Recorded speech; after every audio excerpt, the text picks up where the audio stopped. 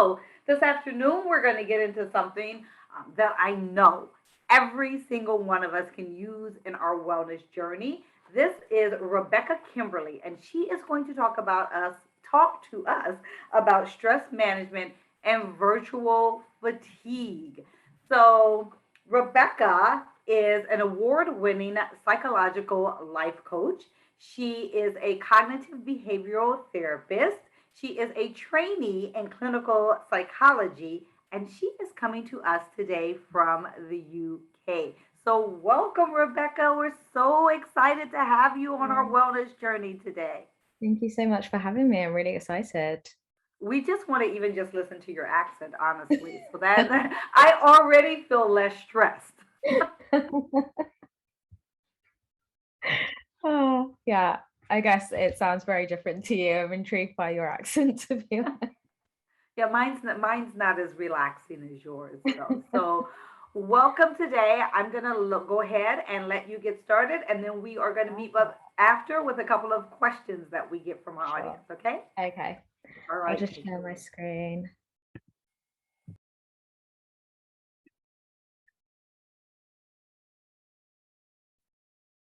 Hello, everybody. Thank you so much for having me. I'm really excited for this session. Um, So already a great introduction. I am a life coach, therapist, and training clinical psychologist. And my mission really is just to make mental health part of everyday conversation. So that's why I'm really excited to be talking to you about stress management and managing virtual fatigue, which is something that we could all do with. So we are going to look a little bit more about what stress and virtual fatigue really are and why they're important to talk about. So I'm sure it's something that we all experience, but we'll kind of look into a bit more about what we really mean by stress and different methods that we can use to help with that alongside using all of the different techniques that you'll learn throughout the summit as well.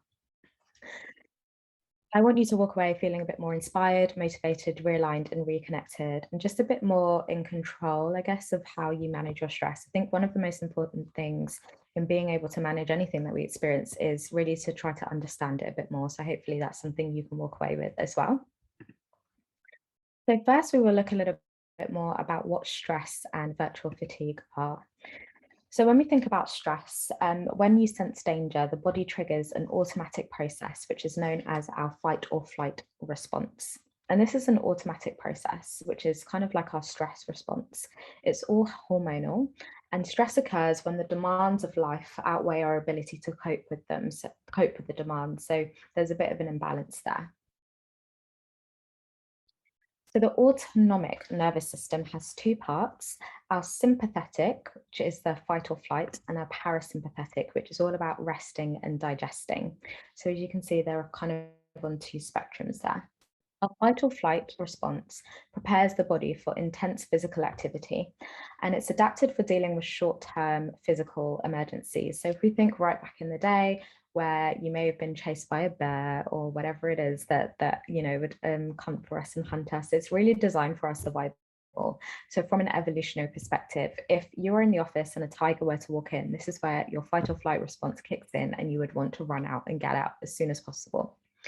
Whereas the rest and digest system, that helps us to recover from heightened physical activity. It counterbalances the stress response and has a restorative function. So as you can see, you can't be both things at the same time. And that's something that's going to be really important to take away when we think about resting and why that's important as well. So any kind of stressful event, whether that be an internal or external trigger, releases stress hormones, which are cortisol and adrenaline, into the body. And the same response occurs even if there is no physical danger. So nowadays, we're less likely to kind of be chased by a tiger or a bear or any of those kind of scary things. We're more likely to experience what we call psychological or social stresses. So this is things like having to meet deadlines, having to do a presentation, needing to socialize with others if you're feeling quite anxious, all of those things, which there are no kind of physical dangers, but there are kind of perceived internal or social dangers. So when our system is kind of balanced, this is when everything is working as it should. And if the system is out of balance, then stress becomes quite chronic. And that's where we'd be looking at more of the kind of long-term effects of it. So this is our ideal stress response. So ideally, we respond to pressures and demands like this. So we'd be at a kind of resting state where we're relatively relaxed, and then we would experience a stressor. And this is really important because it's not about living a life without stress. It's actually just about being able to better manage it. So in various different ways, we actually need stress in order to function.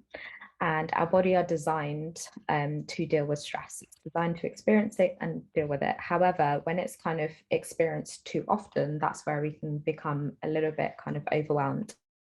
So we would ideally wanting to be kind of going from a relaxed state, experiencing a stressor.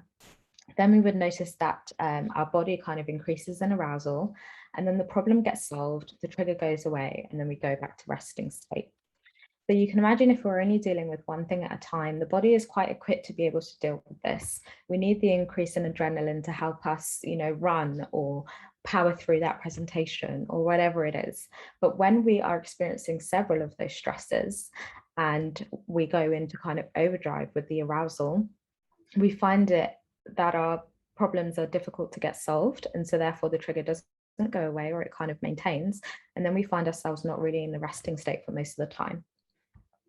So this kind of reaction is very normal. It helps us to deal with problems effectively and the demands on a daily basis. So as I mentioned, we are designed to deal with this, but only on a short-term basis, or at least on a kind of up and down basis, not a chronic basis. So the stress should be in proportion to challenge or threat for what we are dealing with. But it also depends on our perception of the events as well. So that can be out of proportion. So even though two of us may experience the same stressor, how we perceive that may be relatively different as well. And that's also something to think about. So if the stress that we're experiencing is quite intense, then what we experience is when the fight or flight response kicks in. And this can especially be the case if we have ongoing stresses or we push ourselves too hard and then we become out of balance per se. Now, virtual or Zoom fatigue, this is something that we would have all experienced in various different ways. And it's not a formal diagnosis, so it's not necessarily something that's a GP or a psychologist or psychiatrist will diagnose with, but it is real. It's something that we all have experienced at some point. So a lot of us might experience something quite similar called burnout or exhaustion. And a lot of this comes down to the increase in cognitive demands of using video conferencing. So it has its benefits. If we think about the lockdown that we've experienced, using digital ways of communication have been very helpful. However, there are loads of side effects for various reasons. So there have been excessive amounts of close eye contact, which is very intense. That can lead to kind of feeling fatigue, poor concentration, burnout, etc. And the cognitive load is a lot higher in video chats because we are having to think about a lot of things. It's very rare that we're conscious of always being on video or having to look a certain way or things like that. And also even just seeing your own image can be quite difficult as well. So having to kind of look at your face can be very difficult. Oh, someone's saying they can't hear me. Can someone let me know in the chat if my sound has gone at all? Just check if I have any messages about it. Hi, Rebecca, this is Jacqueline. We can hear you, but your voice is a little low. I think it's just very soothing. So oh, maybe okay. Sorry, I'll try and speak a little bit higher. Yes, that's much better. Rebecca? Thank you. Okay. Yes. You know what? I'm gonna drink some water first and then speak up a bit. Thank you. That's all right. It's 6 p.m. here and I've been talking all day, so I'll try to bring it up a little bit. Thank you for letting me know. Do remind me if my voice does go quiet again, because it's like my zone is this. So I'll speak a little bit louder. Okay, thank you. So in terms of, that's all right, in terms of Zoom fatigue, when you are having to look at yourself constantly, this can be very challenging as well. And for a lot of people, they experience what we call a distorted self-image. So it's very rare that we are really having to look at ourselves a lot. So that can add to the kind of virtual fatigue as well. Also, just by looking at screens a lot, that can have a lot of impact on your eyes as well. And by sitting down a lot, having to look at the screens, that can also dramatically reduce our usual mobility. So that can be very fatiguing. We're not getting as much kind of movement as we might do, especially if you've been working from home as well. So there are loads of different things that contribute to that. And ultimately that can kind of lead to, or what can contribute as a factor of that, is a poor work-life balance. I think for a lot of people as well, they might experience, if you've been having to work from home, that there is no kind of start of the day and end of the day. It can kind of feel like it's blurring as well. So there are loads of different things that we would have to consider, and that can contribute to kind of feeling virtual fatigue.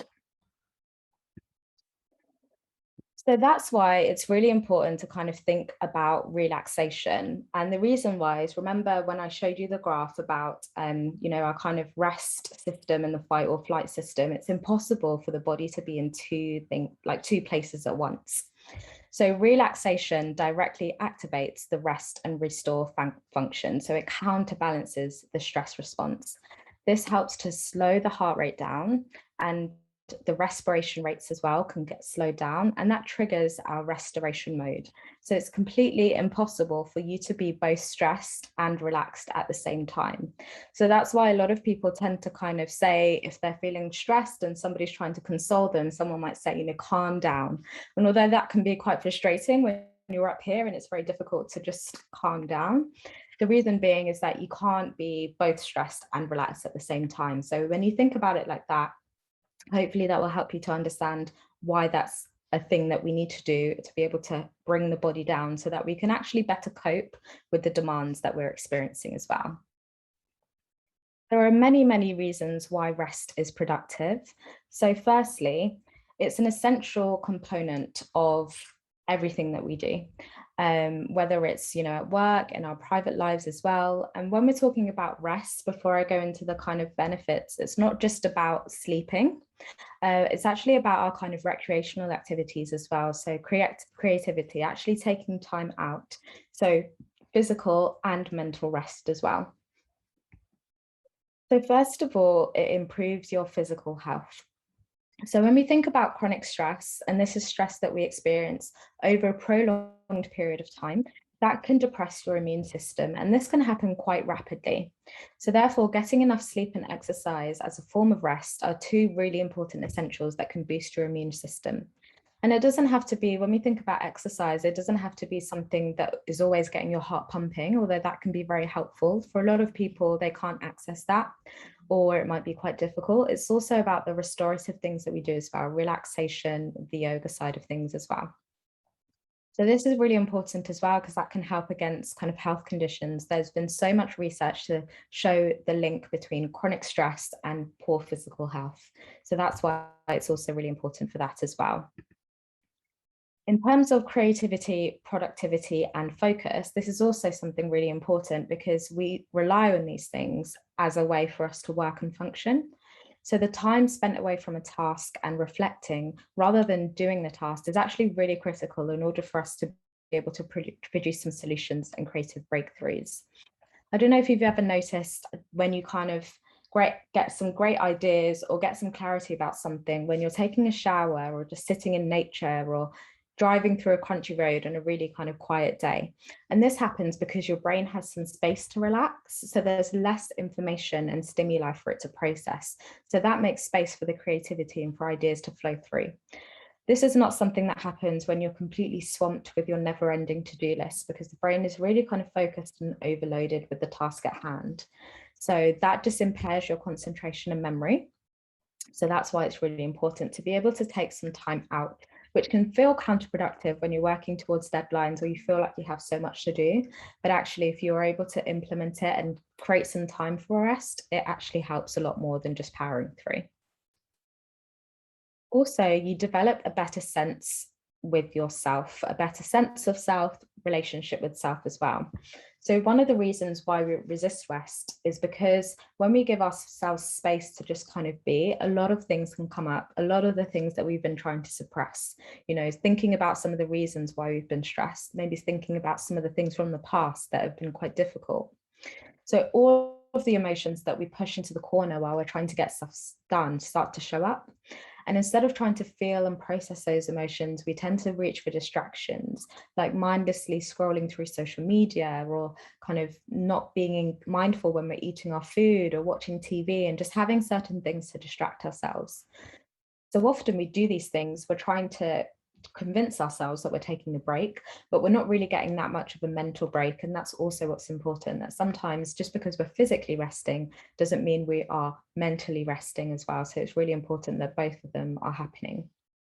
That can actually make us feel more drained and overwhelmed, especially when we're kind of using our brains constantly and it's going in overdrive.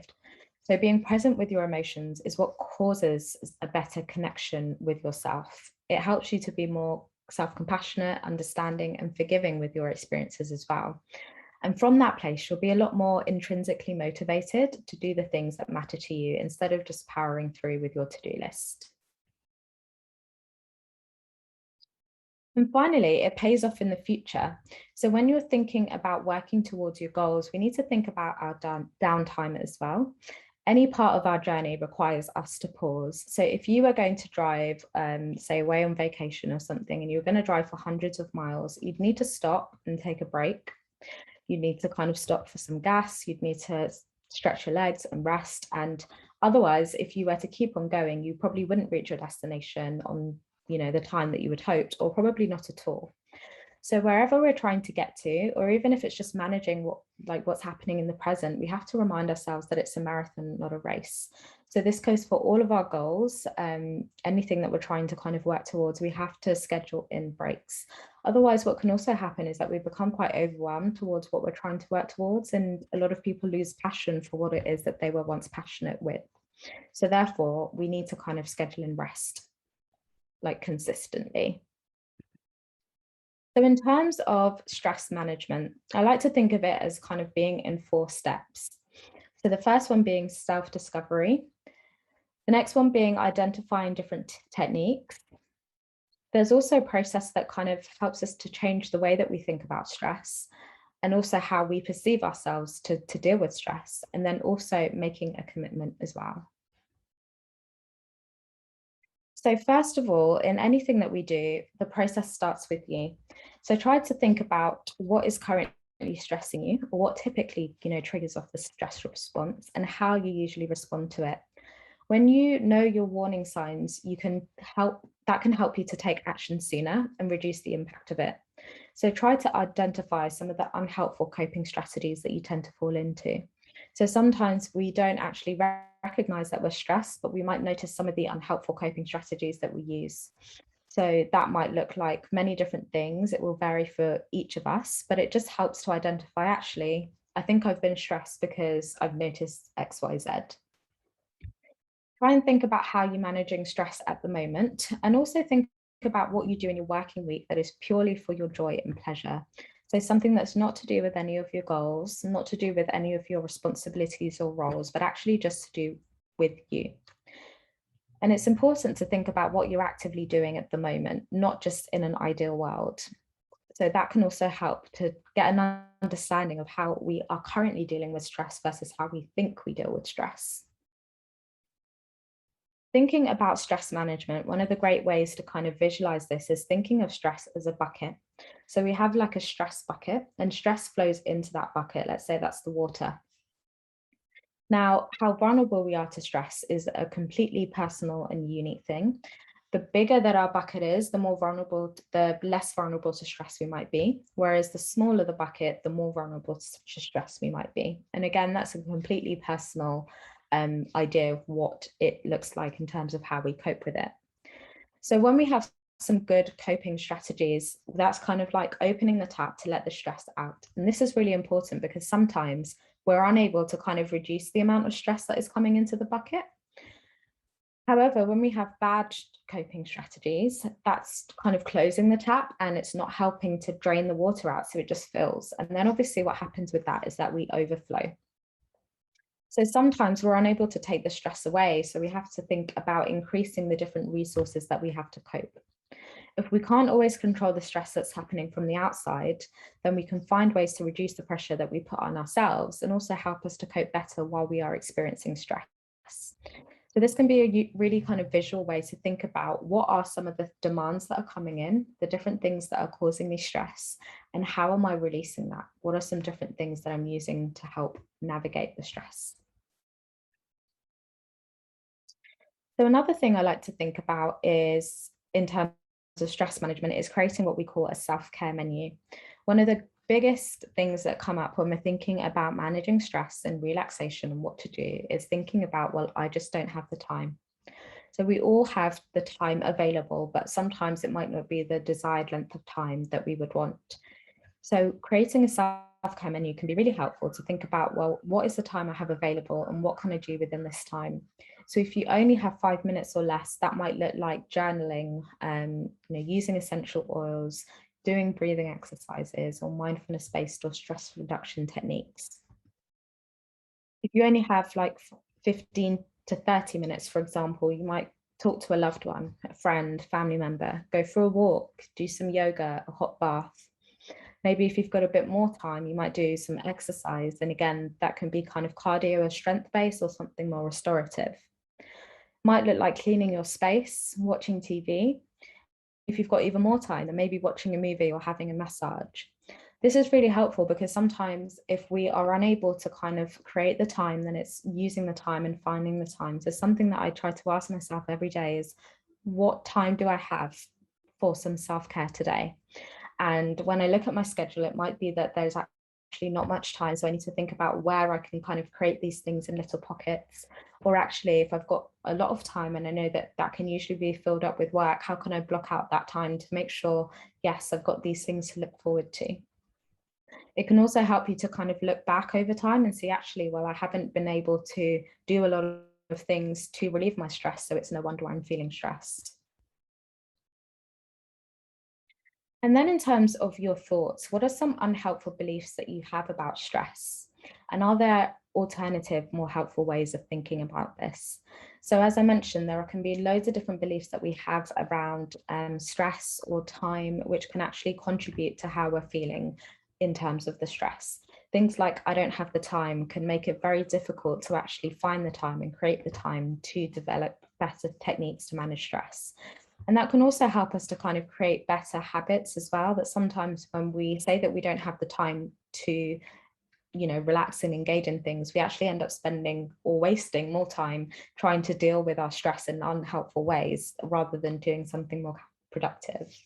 So thinking about those unhelpful beliefs, or even if it's something that I can't deal with stress, just telling ourselves that can make us feel a lot more powerless when we are feeling stressed, and thinking about different ways to kind of manage that. So just be mindful about the beliefs that you have around stress or managing time, and think about other beliefs that you can kind of develop and contribute towards that are going to help you to lead to more productive ways of thinking about that as well.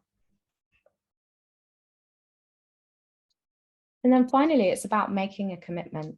So our goal setting.